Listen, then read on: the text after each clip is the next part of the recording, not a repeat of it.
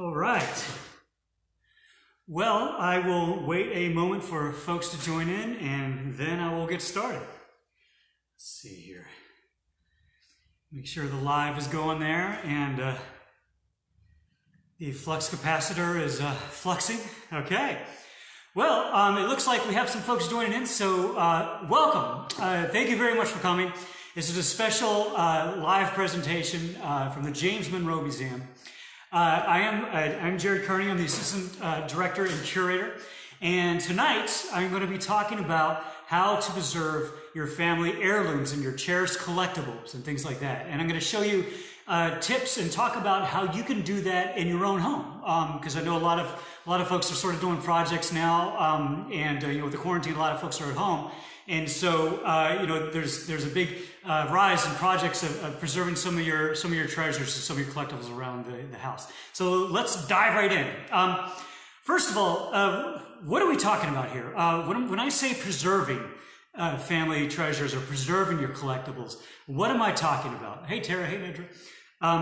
Well, I'm talking about keeping the collectible or your treasure in a state that it currently is in for as long as possible. And what I'm not talking about is restoration, if that makes sense. Restoration is different. Restoration is returning an artifact to a previous state. Like if you're going to completely refinish a piece of furniture, that's restoration. Or if you're fixing something or something like that. That's not what I'm talking about. I'm talking about preservation. The interesting thing about preservation of artifacts is that, at least at this moment in time, there is no magic cure. There's no electronic energy beam that comes down and just surrounds the artifact and freezes it in time and keeps it completely free from degradation. Maybe someday that will happen. Maybe someday that will.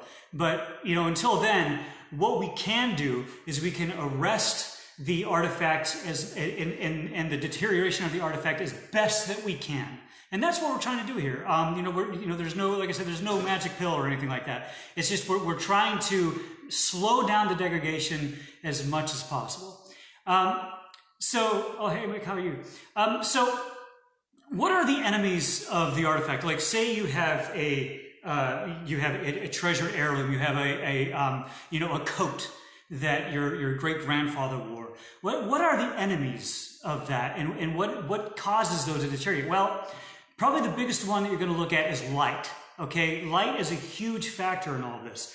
You got if you want to protect it from excessive light levels, especially with the fluorescent light, sunlight, you have this ultraviolet radiation that contributes to the degradation of the artifact. And so, and if you want to know what I'm talking about, do an experiment. Okay, take a newspaper and stick it in a place of high sunlight. Okay, and then put a book over that newspaper and leave it there for even 2 days. 2-3 days, and then take the book off, and you'll see the difference. But well, look at this. This part is a lot lighter than the part that was. There'll be a huge difference in where the book was. So the light is actually going to cause a whole lot of damage. So that's one of the things. That's one of the problems.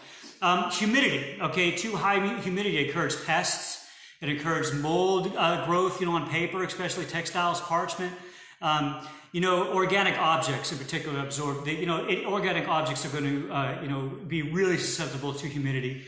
Humidity also, with furniture, when you have pieces of furniture, you have a lot of different parts of furniture, right? Usually it's not just one solid piece of wood.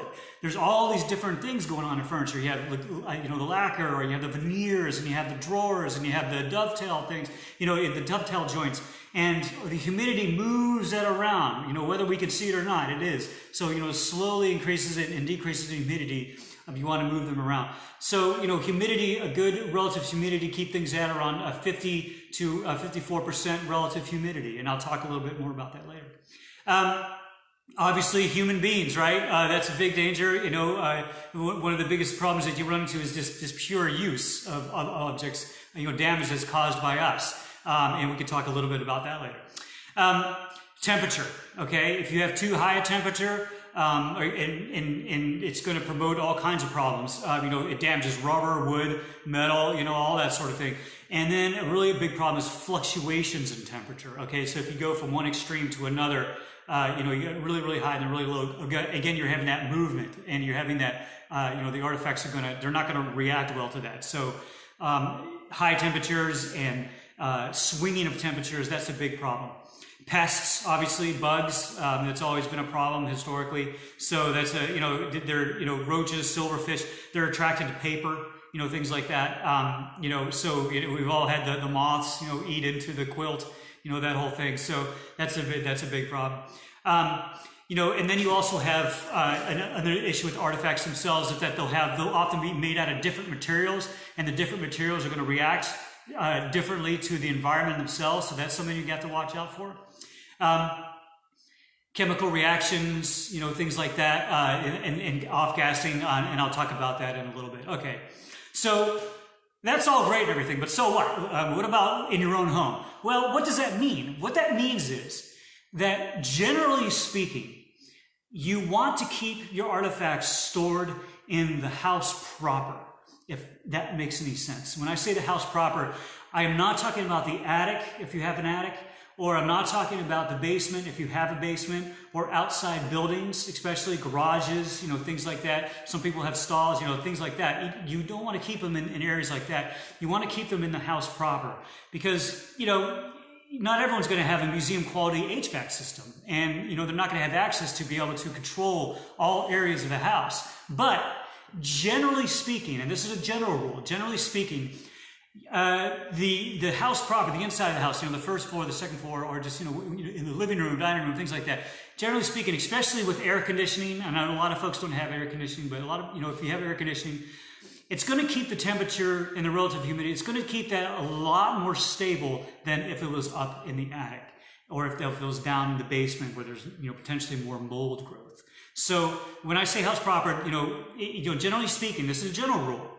If you can, store artifacts in a closet away from light that is in the house proper, away from the attic, and away from the basement. That's sort of a general rule.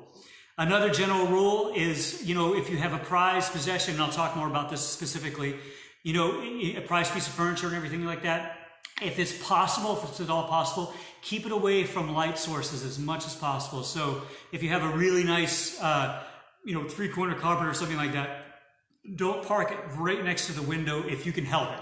And I know that in a lot of floor places that's impossible, but again, we're just trying to do the best we can with what we have in this particular discussion. So if you can, keep it away from windows. If you have a particularly good piece of paper that you have framed, try to keep those away from windows, away from, if you have a big bright lamp, try to keep that away from your prized possession as much as possible. I know that's really hard to do sometimes. But you sort of get the idea. If you can do it, do it. Your artifact will thank you in the end, because those are the major enemies of your artifact. So anyway, let's get into specifics. Okay, so one of the main things that people are doing right now is scrapbooking. Okay, that's a big thing that's kind of coming up. So with scrapbooking, the things you want to watch out for, here's a scrapbook here. The things you want to watch out for is, if you can help it, try to stay away from those adhesive stick scrapbooks. Do you know what I mean? Where you have the piece of plastic and then it pulls out and there's an adhesive, and then you stick the photograph or whatever it is in there, and then you close it up. Generally speaking, those don't do very well. I think they do sell ones that have adhesive that are archival compatible, but generally speaking, those are not good. So you want to stay with more of the sleeve ones. This is a sleeve one here, and I don't know, it's probably hard to see, but these ones have various sleeves in them that you can put the picture, or you can put your 3D paper, whatever it is, you can put that in there. And the great thing about these is that these come now in archival quality material, and you can get them. I actually have a little printout here. You can actually get them at many different sites. Hollinger, Universal Projects, Products, and then Gaylord, which is a This is a company called Gaylord, and they're online right now. And they actually have a very massive, wide variety of archival projects that you can just order, and you can get them delivered right to your house. So that's what this is right here. Look what it says. It says Pioneer Post-Bound Leatherette Memory Scrapbook. So it's really nice for you. It looks good, and it's going to be archival. Check this out. These products have really good. They're acid-free. They're made out of non-gaseous materials. And so these are really the way to go. So if you're going to scrapbook, make sure that you get one of these archival material, archival scrapbooks. And, you know, they're not that bad. I think this one is, how much, oh, my eyes are very good. This one's 17 bucks. You know, it's not the end of the world if you can't afford it. The other thing that you want to make sure, and this is true for most paper products, which I'll also get into, is that if you have a clipping or something that you put in here, or you know, you have the photograph. Let me see if I can pull one out. Well, I don't think my gloves are going to let me do it, but I can maybe try. If you have the photograph, and this is my personal scrapbook, so this is not a museum scrapbook, in case you probably couldn't notice. If you have the photo here, don't write on the front of the photo, and if you can help it, try not to write on the back of the photo with pen or with markers. You want to try to write on it with soft pencil. And you know, just a soft lead pencil, and write on it, you know, as softly as you can. The graphite will stay on there. It really was, you know, and that's surprising. A lot of people don't realize that, but the graphite will actually stay on this material a lot longer than you would think. And if you don't believe me, do an experiment and take one of those plant tags, right, and stick it out in the garden, and then on that write one with a pen, and then on the same one write in graphite. You'll find that like a month later, the graphite one is going to last a lot longer than the pen one will. So it's kind of counterintuitive. So, you know, I know a lot of folks, they want to write on here, and that's fine. But, you know, if you can do it, just write on pencil and not on the pen. And then if you have staples, paper clips, you know, any kind of clips like that, tapes, things like that can be easily removed. Take those off, because a lot of times what will happen is that the this is Nedra. Now this is a family one from the family. So this is you want to get rid of those staples and the plastic clips, because if you have those on there, a lot of times, especially those old staples, that, you know, they'll rust really easily. And so thank you for my Fred Flintstone's comment. Thank you. So you want to keep those on, and you know, you want to take the staples and the paper clips off, because they can rust on there and they can transfer and they can cause problems. So you want to keep those off. Okay, so, and since we're talking along these lines, let's also talk about your letters, you know, your old letters that you might have, okay? Again, like I said, you want to take out all the paper clips and all the staples and everything. And then the thing with letters, if you want to try to keep them as flat as possible. And so here's an example. Here, this is dated 1784. That's a letter from Joseph Jones to Monroe. And so I'll sort of pull this out here. You can see everything is super flat. We also have an individual, on each individual pieces of paper, we have it in individual sleeves, okay? Can you see that? And that helps it if there's different pieces of paper. You know, individual sleeves will, you know, help to separate them. This one has actually been restored, so this is doing a little bit better than a lot of folks. This one has been restored with an archival backing on it. And you want to leave that flat. So you want to remove any, you don't want to fold it. You want to remove any of the folds and everything like that, because the folds will add to the degradation of the piece of paper. So flatten it out as much as you can. Again, I know a lot of these are sort of impossible for what you would see at home. But Carol, you want to see the photos? No. But like I said, do what you can with what you can. If you can flatten it, please do. Keep it nice and flat. And these folders here are wonderful. These are actually, here's a blank one. These are actually archival folders that, again, you can buy at any one of these stores that I just mentioned, Gaylord and some of these other products. So these are all acid-free paper. Oh, hey, Barb, you just asked that. Yep, these are all acid-free paper. These are all made out of acid-free materials. And so that's the main, you're going to hear that word a lot, acid-free. That's a big one in the museum and the archival world. So again, lay your piece of paper flat and keep it on there, and then have these acid-free folders, and you'll be doing just fine. Now, where do you store these? Again, Like I said, if you can, store these in archival boxes, which you can also get at these stores, in archival boxes in the house proper, in a closet, but not in the attic or in the basement or out in the garage, if you can help it. If you can do it, please do it that way. So that is some advice for that sort of thing. And sort of on a similar note, a lot of people, they ask, well, what about framing objects? Okay, well, what about the frames? Well, the frames are an interesting thing. A lot of framers these days are really good, professional framers. They've actually sort of caught up to the archival world, and a lot of them do acid-free materials. But make sure whenever you have an object framed, if you do it professionally, to request that specifically. Say, let me have it in an archival frame. And let me show you an example of what I'm talking about. So this here, and I brought this because it's really big. This is from my house. This is one that I framed myself. And what's going on here? What did I do? Well, as you can see, it's not the most expensive frame in the world, but it's okay. But what I did was I bought an acid-free mat that goes right in here. You see that? And then I did a little. I was very nerdy, and I cut it out, as the mat, and I put it in between the plexi on the top here and the document that's right here. And so what I'm not doing is I'm not pressing it against the plexi directly. I'm not like pushing it against it. I'm not doing that. I'm letting it float a little bit, giving it a little bit of space, a little bit of breathing room. And again, this is all acid-free materials. And then on the back, I won't pull this out, but on the back, in order to sort of keep it in place, you have little mylar hooks that you can get, little mylar tags that you can get. And you can get all this at University Products. What I will do, folks, I know a lot of people are wondering about when I'm talking about where to get them. Afterwards, in the comments section, I'm going to post links to these stores where you can buy these at. And a lot of these are not too terribly expensive. So let me show you this. This is an example of so say you get this, okay? This is a signed copy of Patrick Stewart as Captain Picard, right? This is an original signed copy. But unfortunately, it's not in a very good archival frame. So this actually belongs to my family. So what you want to do is go to the back and very gently take it out.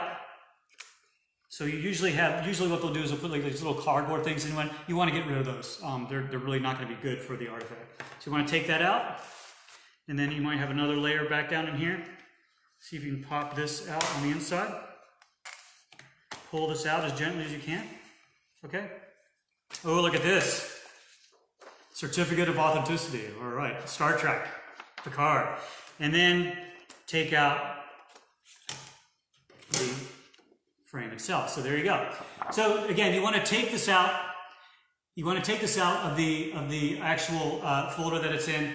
Here's a little mylar, looks like plexi sheet here. So that's good. That's protected. And then you want to put it in a better archival frame. And the archival frame, you want the archival frame to, if you can, and a lot of archival places will have this, to have it where it's UV resistant. Okay, so it has UV filters on the actual part of the frame itself. So there you go. For framed objects, you want to take them out if they come in a frame that you're kind of suspicious of and you don't really know much about. So you want to take those out and then put them into a frame that you do know about and need to have control over. All right, very good. Okay, so let's move on a little bit here.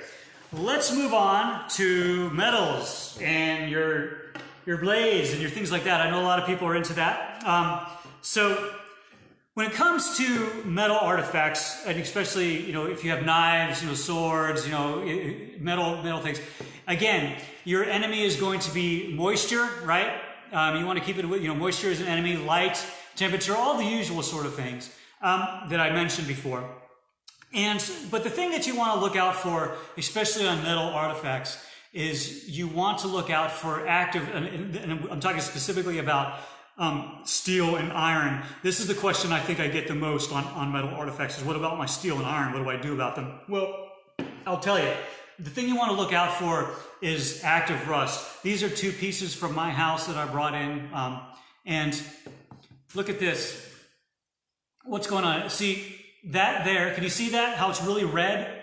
It's super, super red. That is active rust. Okay? And this here is not. This is just simply patina that is built up on this small sort over the years, okay? So again, the difference, here, let me put them up side by side. You see the difference? The active rust is really bright, red, obvious rust. I mean, you kind of know it when you see it, right? You can see it on there. And then you have the patina, which may look like rust, and it may look like you may want to scrape that off, but it's not. It's just the patina. It's usually darker, it's richer, it's fuller, and you can just sort of tell it doesn't have a bright, active thing about that. So in the case of the patina, you want to leave that alone, okay? You want to not, I know the temptation is to scrape it off and to sand it down to its original luster, but I mean, if you want to do that, you can. It's your piece, but I would recommend not doing that.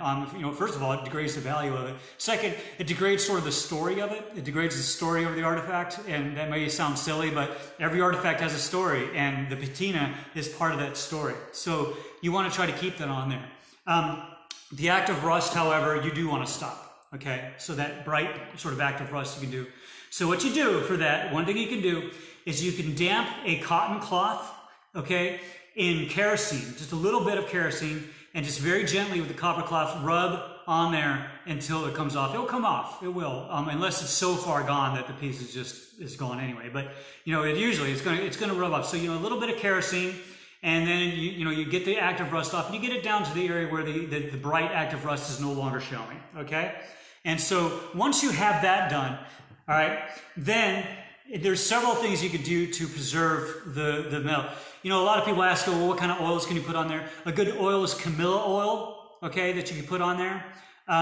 There's some other specific knife oils that you can get, preservation oils that you can put on there. But another thing you can do is there's this thing called Renaissance wax. Let me hold that up. Oh, I'm sorry, it's reversed in the frame there, but trust me, it says Renaissance wax on there. And Renaissance wax, you can get this anywhere online, just Google it. And Renaissance wax, what you want to do is you want to take a little cotton cloth, and after you're done removing the rust, you want to wipe it off and then gently coat just the metal part with the Renaissance wax. And it works pretty good. It puts that coating on there, and it lasts for a while. So specifically on your metal items, and this would apply for if say you have a treasured piece of old kitchenware that you want to keep preserved, but you're not actively cooking with it anymore. You're just sort of displaying it.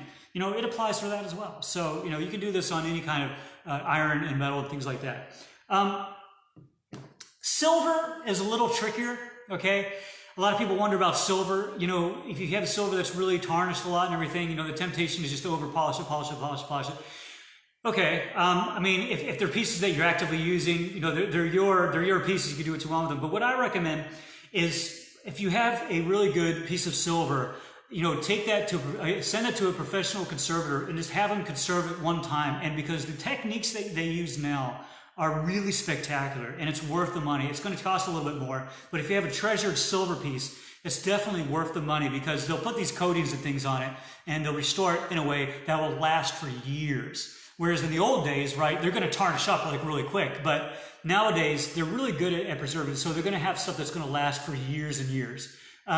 So I recommend with silver products that you have to take it to a professional conservator. If you can't do that, there is a Pacific silver cloth, I think it's called, that you can use to store it in with the silver. And again, I can put that link in the comments later. The Pacific silver cloth, I think is what it's called. And that will help, preserve it a little bit and things like that. So there's little things you can do, but again, silver is another tricky one. That's one that, once they are conserved and once they are preserved, they're good to go. But to get them there is a problem.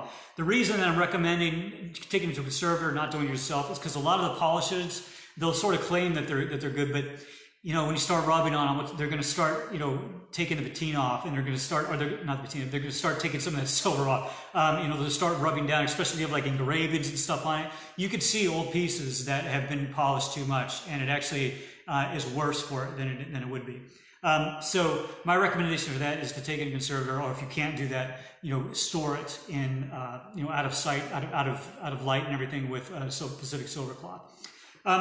Okay, so what about your tiny little collectibles that you have? Well, so here's kind of an interesting area. Okay, say you have a Star Wars figure, right?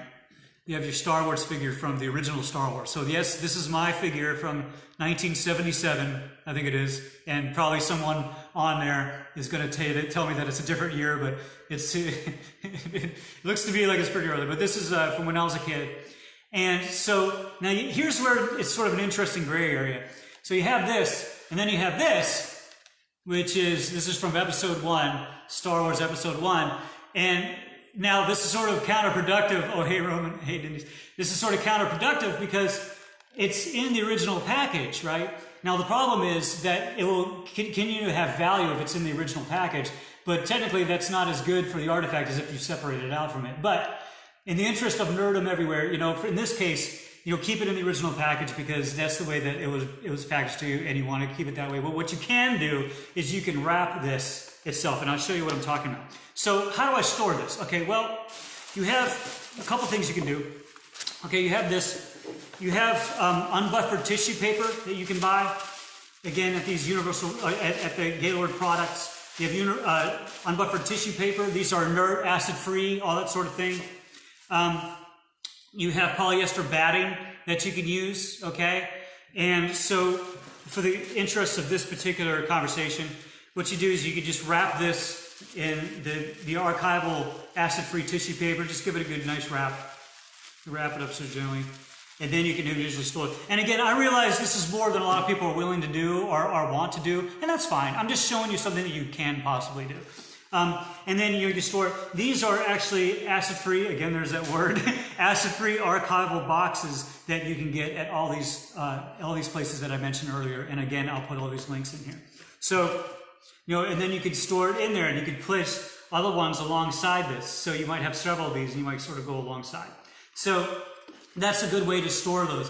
Acid-free, out of light, out of, not in the attic, but in the house proper, if you can possibly do it. Another option, okay, let me take this out. Sorry, sand person. I hope I don't offend the sand person here. You can have batting.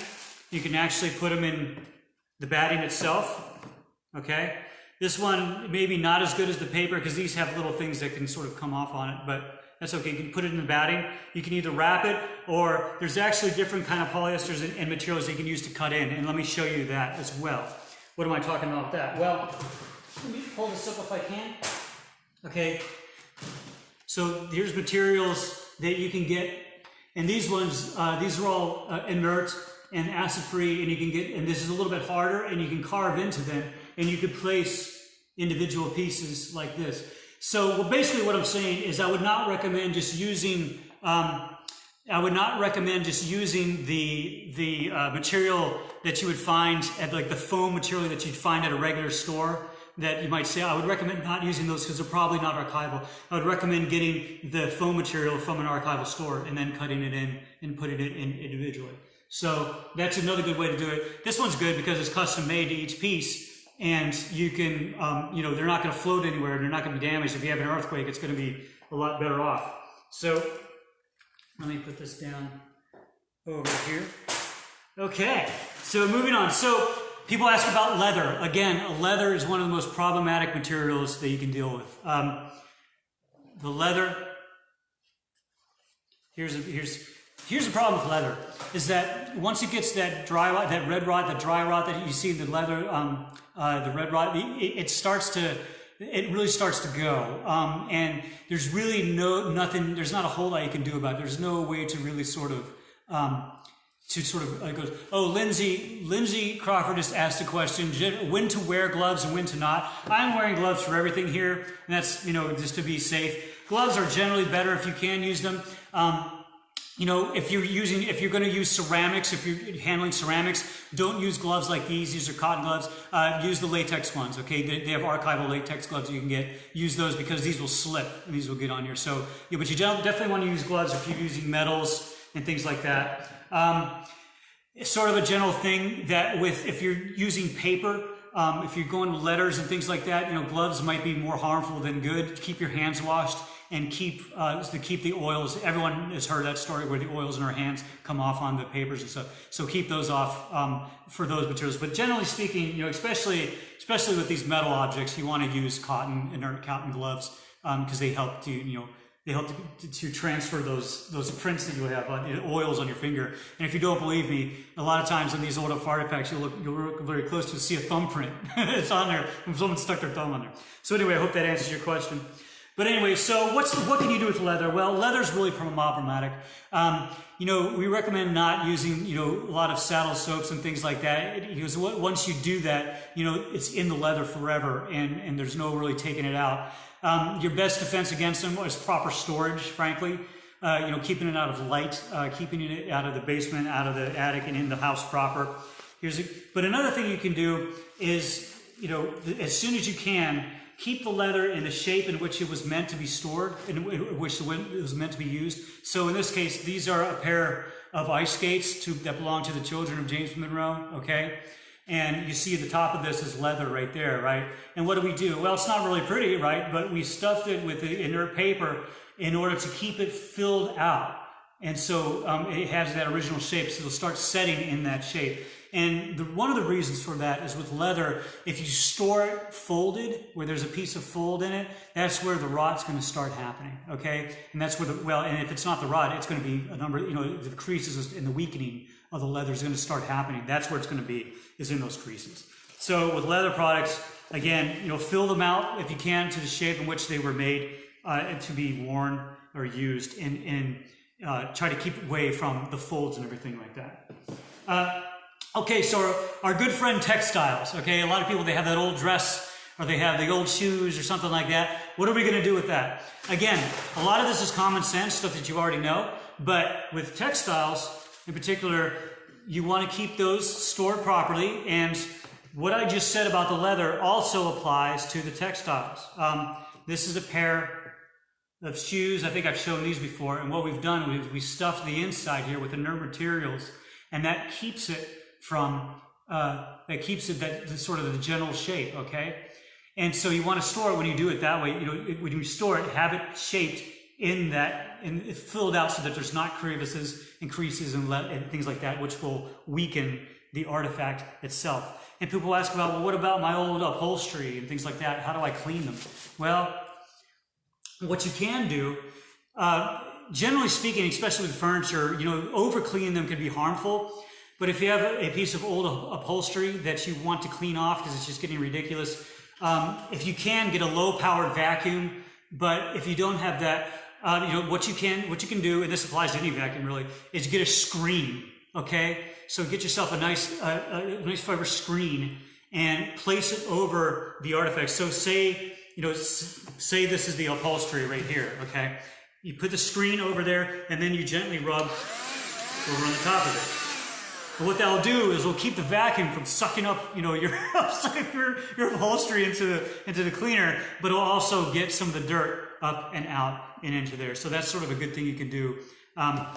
So with textiles, and again, let me show you something real quick. Okay, when you're storing them, obviously not everyone is going to have these big museum mannequins. It's just not practical.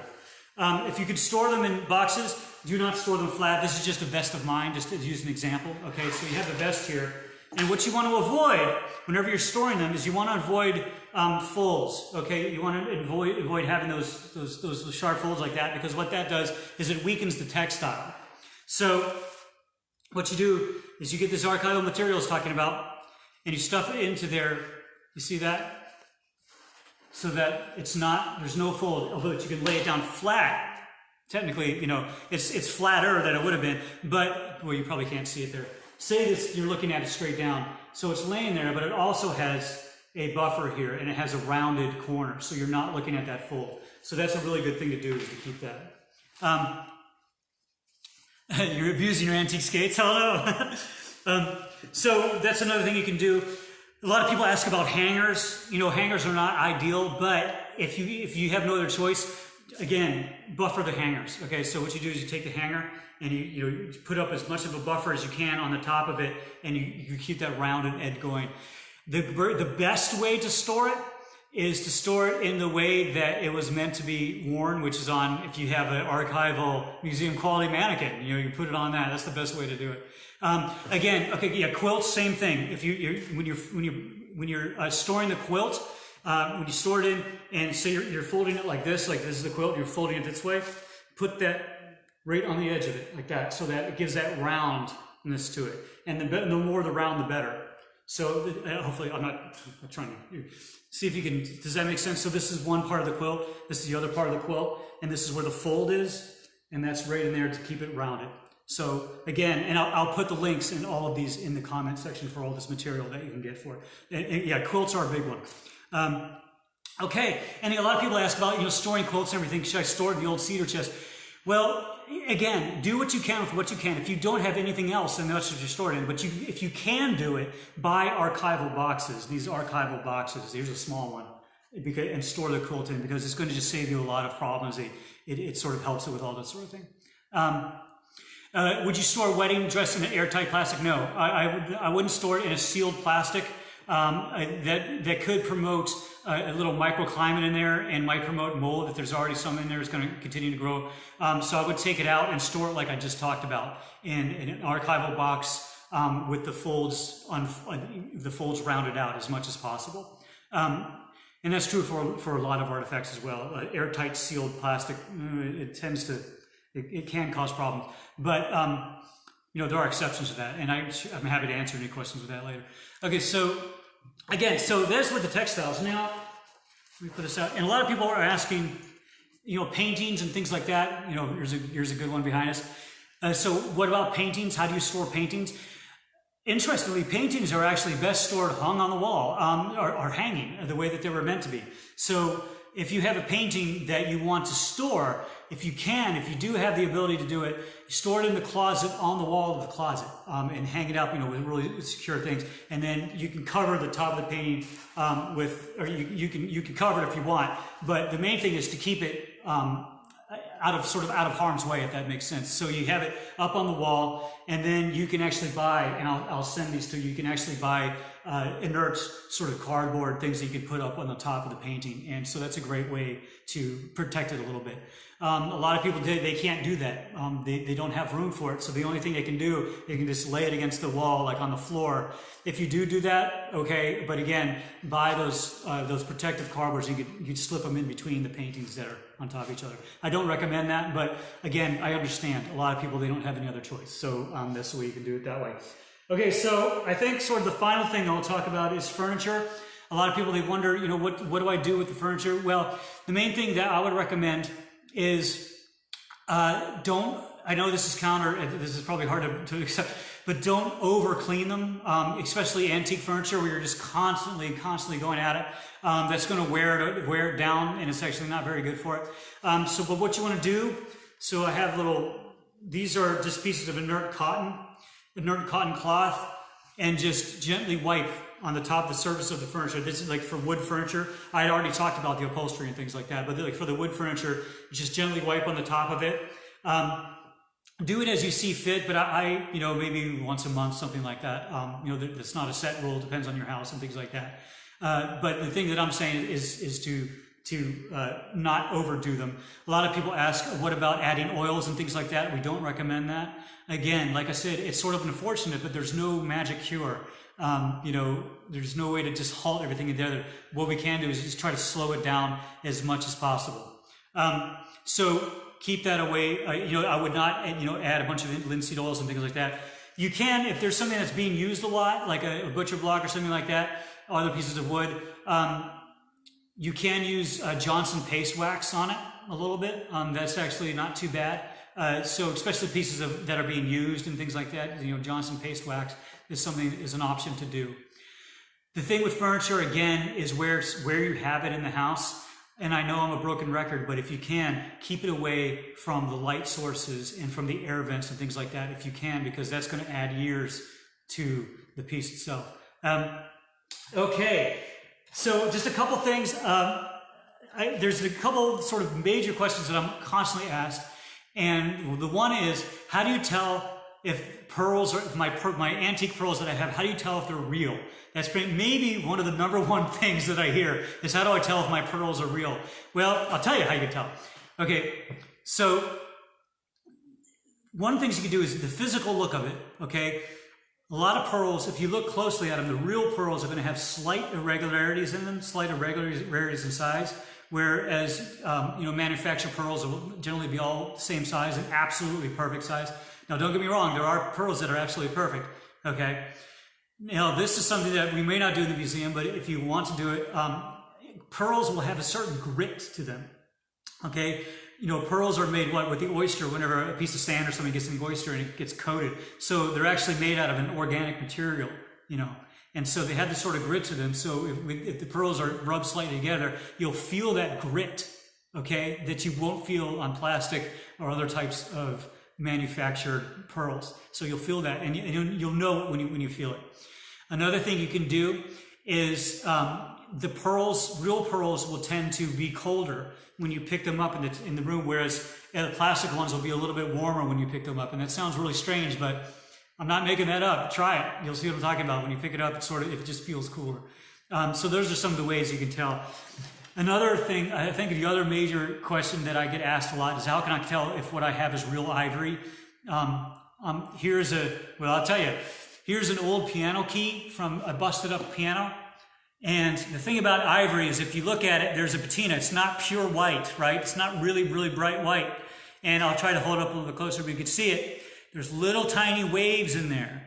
It's alive in there. It's an organic material. So there's little tiny waves in the ivory that are not going to be present in things like celluloid and everything. The waves are going to be more uniform, okay? And other materials like ivory synthetics are going to be more uniform. And so it just has that sort of wave in there. If there's a place on the ivory, I do not recommend doing this, but if you could scratch it a little bit with your finger and you can smell it, it smells a little bit like burnt hair. But I don't recommend doing that, but as a last resort. So anyway, that's one way you can tell ivory from baked ivory, is it has that sort of lively pattern that's in the ivory itself, and it's not pure white. Over the years, it's going to have this patina that's going to be gained. And the reason I know this is not bone is because in bone, a lot of times when you look at it, you'll see these little tiny micro holes that are in the bone, because bones have that porous micro holes. Matt Sumner, are cats okay for furniture? Generally not, but hey, the cats, we don't own the cats own us, so the cats can do whatever they want with their furniture, so it's all good. And like I said, so let's sum up, okay? I know I've been kind of babbling on here, so let's sum up here. The things you want to look out for is when preserving, general rules for preserving your artifacts at home. Keep them away from light, okay, as much as possible. Keep them away from that light, fluorescent light, indoor light, especially sunlight is bad. Keep that humidity sort of steady as you can, and the way to do that is to keep it out of the attic, keep it out of the basement, okay, because those are going to be more fluctuating. Keep it inside the house proper, which generally, as a general rule, is going to be a little bit better. That's not always true. If you don't have air conditioning and it's 98 degrees in summer, it's not going to feel that way, is it? But generally speaking, that's going to be true. The temperature, keep it away from too high temperatures and keep it away from the swinging temperatures. Again, that's going to be accomplished by keeping it in the house proper. Pests, always just look out for pests. Keep an eye out and keep those under control. If you have a pest problem, you can always contact your local exterminator and tell them that you have heirlooms and family artifacts. Try not to use them too much. Try not to fling them around. Again, humans are going to be more destructive on your artifact than anything else. Chemical reactions and things like that. Again, the way that you solve that is you keep them in stored archival products that are acid-free. And that's how you sort of take care of that.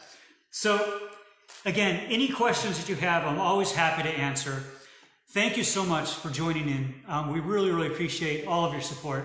If you can, we do have a website that you can go through. You Google James Monroe Museum, will pop up. We do have a giving page on there, and I know we're sort of all sort of hurting right now, but if you can have a moment, maybe give a little bit, that'd be wonderful. Or if you want to become a friend of the museum. Someone's asking when I'm on again. I am on every Monday at 2 p.m. Doing Curator chats. And again, any questions you have, my email's on the website. We also have a very cool